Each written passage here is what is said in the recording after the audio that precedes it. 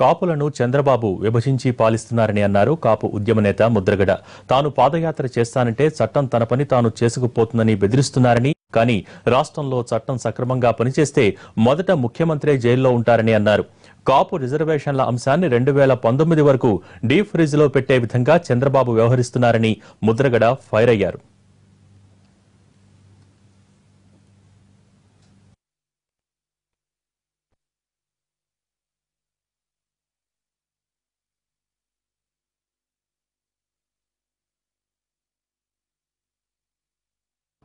ఈరోజు వారిచ్చిన హామీ కోసం రోడ్డెక్కి రకరకాల వంకలతో మా జాతిని కించపరుస్తూ మా జాతికి ఇచ్చిన హామీని అడగటం తప్పులాగా మళ్ళీ మా కులాల చేతే మా కుల నాయకుల చేతే మమ్మల్ని తిట్టించే కార్యక్రమం, మా ఉద్యమాన్ని నీరుగార్చే కార్యక్రమం, మా ఉద్యమంలో ఉన్న నాయకుల్ని విడదీసే కార్యక్రమం చేపట్టలో ఉన్నది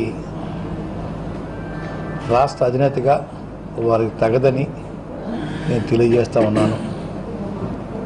మీరు ఆంధ్రప్రదేశ్ వాసులే, మేము ఆంధ్రప్రదేశ్ వాసులమే, కానీ మాకు మాత్రం ప్రత్యేక రాజ్యాంగం ఉన్నట్టు మా జాతికి మీ వ్యవహరిస్తున్న తీరు చూస్తూ ఉంటే మీది వేరే రాజ్యాంగం, మాది వేరే రాజ్యాంగంలాగా మీ పలుకులు చూస్తూ ఉంటే అనిపిస్తూ ఉంది.